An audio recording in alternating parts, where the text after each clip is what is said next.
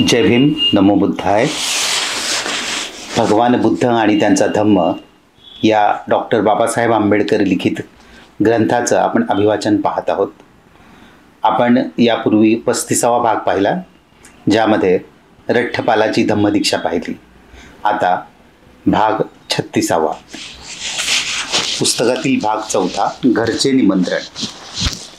शुद्धोधनाची शेवटची भेट. सारीपुत्त आणि मोग्गलायन यांच्या दीक्षेनंतर भगवान बुद्ध 2 महिने राजगृहात राहिले. भगवंत राजगृहात राहत असल्याचे ऐकल्यावर शुद्धोधनाने निरोप पाठवला की मरणापूर्वी माझ्या मुलाला पाहण्याची माझी इच्छा आहे. त्याच्या उपदेशाचा फायदा इतरांना मिळाला, परंतु त्याच्या पित्याला किंवा त्याच्या नातलगांना तो मिळाला नाही. निरोप देणाऱ्या दूताचे नाव कालुदायीन असे असून तो शुद्धोधनाच्या दरबारातील एका मनुष्याचा मुलगा होता. तेथे पोचल्यावर तो दूत म्हणाला, जगद्वंदनीय तथागता, कमलपुष्प ज्याप्रमाणे सूर्योदयासाठी उत्सुक असते, त्याप्रमाणे आपले पिताजी आपली वाट पाहत आहेत. तथागतांनी आपल्या पित्याची विनंती मान्य केली आणि आपल्या बऱ्याच शिष्यांसह ते पित्यांच्या घरी जावयास निघाले. भगवंत अधूनमधून मुक्काम करीत चालले होते, परंतु ते येण्यासाठी निघाल्याची वार्ता शुद्धोधनाला सांगण्यासाठी कालुदायीन पुढे निघून गेला. लवकरच ही बातमी सर्व शाक्य जनपदात पसरली.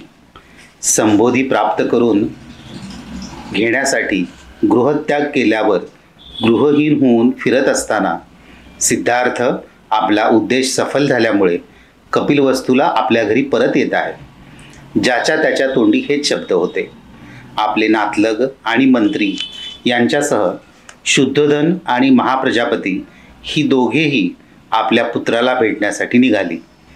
आपला मुलगा दुरूनच त्यांना दिसला तेव्हा त्याचे सौंदर्य, गांभीर्य आणि चेहऱ्यावरील तेज पाहून ते थक्क झाले आणि त्यांचे अंतःकरण अत्यानंदाने भरून तो आनंद व्यक्त करण्यासाठी त्यांना शब्द सापडेनात.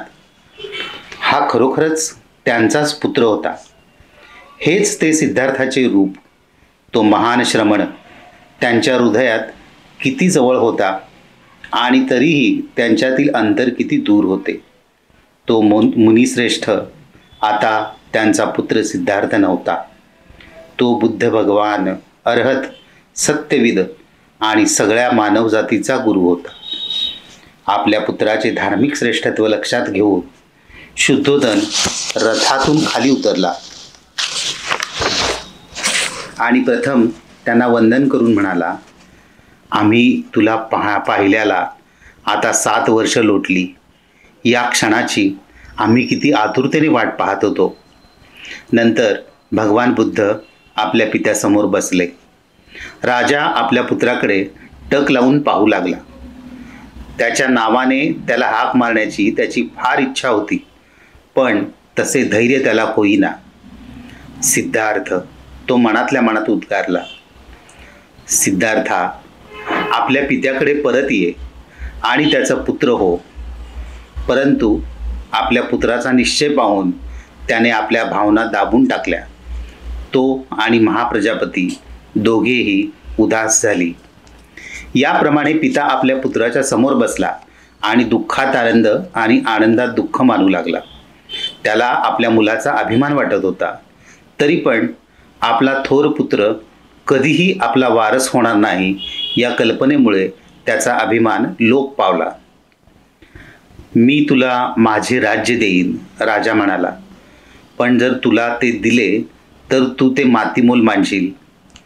आणि भगवंत म्हणाले, राजाचे अंतःकरण प्रेमाने भरलेले आहे व आपल्या पुत्राबद्दल त्याला अत्यंत दुःख होत आहे हे मी जाणतो. पण ज्या पुत्राला आपण मुकलात त्याच्याशी ज्या प्रेमबंधनांनी आपल्याला जखडले आहे, त्या बंधनांनी आपण स्वतःला सर्व मनुष्यमात्रांशी जखडून टाका. म्हणजे सिद्धार्थाच्या जागी आपल्याला त्यांच्यापेक्षाही थोर पुत्र असल्याचे आढळून येईल. सत्य आणि सदाचार शिकवणारा पुत्र आपल्याला लाभेल आणि शांती व निर्वाण यांचा प्रणेता आपल्या हृदयात प्रवेश करील. आपला पुत्र बुद्ध याची ती मधुरवाणी ऐकून शुद्धोधन आनंदाने बेहोश झाला आणि आपले हात घट्ट आवळून अश्रुपूर्ण नेत्रांनी तो उद्गारला, हे अद्भुत परिवर्तन आहे. दुःखातिरेक आता नष्ट झाला आहे. प्रारंभी माझे हृदय दुःखाने जड झाले होते, पण आता तुझ्या महान त्यागाचे फळ मला चाखावयास मिळत आहे. समर्थ अशा अनुकंपेने प्रेरित होऊन गेल्यामुळे आपले धर्मविषयक उदात्त असे उद्दिष्ट साध्य करण्यासाठी सत्तेची अभिलाषा तू सोडून द्यावीस हे योग्यच होते. मार्ग सापडल्यावर आता मुक्तीसाठी उत्सुक असलेल्या सर्वांना तू आपल्या धम्माची शिकवण देऊ शकशील. शुद्धोधन स्वगृही परतला आणि भगवान बुद्ध आपल्या शिष्यांसह वनातच राहिले. दुसऱ्या दिवशी सकाळी भगवंत आपले भिक्षापात्र घेऊन कपिलवस्तूमध्ये भिक्षेसाठी निघाले. त्यावेळी पुढील बातमी पसरली. ज्या नगरातून सिद्धार्थ रथात बसून आपल्या सेवकांसह जात असे, त्याच नगरात तो आता भिक्षा मागण्यासाठी घरोघर फिरत आहे. त्याने लाल मातीच्या रंगाचे चिवर परिधान केले असून त्याच्या हातात मातीचे एक भिक्षापात्र आहे. ही विचित्र वार्ता ऐकून शुद्धोधन घाईघाईने गेला व भगवंतांना म्हणाला, तू माझ्या नावाला असा काळीमा का फासतोस? तुला आणि तुझ्या भिक्खूंना मी सहज अन्न पुरवू शकेन हे तुला माहीत नाही काय? भगवंत उत्तरले, ही माझ्या संघाची प्रथा आहे. पण हे कसे शक्य आहे? अन्नासाठी भिक्षा मागणाऱ्यांपैकी तू नाहीस. होय पिताजी, भगवंत म्हणाले, आपण राजाचे वंशज आहात असे तुम्ही व तुमच्या वंशीयांनी वाटल्यास म्हणावे, परंतु मी प्राचीन बुद्धांचा वंशज आहे. ते आपले अन्न भिक्षा मागून मिळवित असत आणि भिक्षेवरच ते आपला निर्वाह करीत असत. शुद्धोधन निरुत्तर झाला. तेव्हा तथागत पुढे म्हणाले, जेव्हा एखाद्याला गुप्तधन मिळते तेव्हा त्यातील मौल्यवान रत्नांची भेट त्याने पित्याला द्यावी अशी रीत आहे. म्हणून माझ्या या धम्यरूपी धनाची भेट मला आपल्याला देऊ द्या.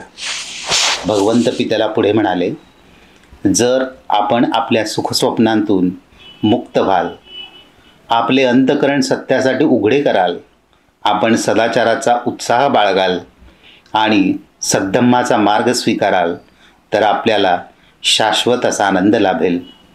शुद्धोधन हे सर्व शांतपणे ऐकले व म्हटले, बाळ, तू जे म्हणतोस त्याप्रमाणे मी वागण्याचा प्रयत्न करीन. जय भीम. धन्यवाद.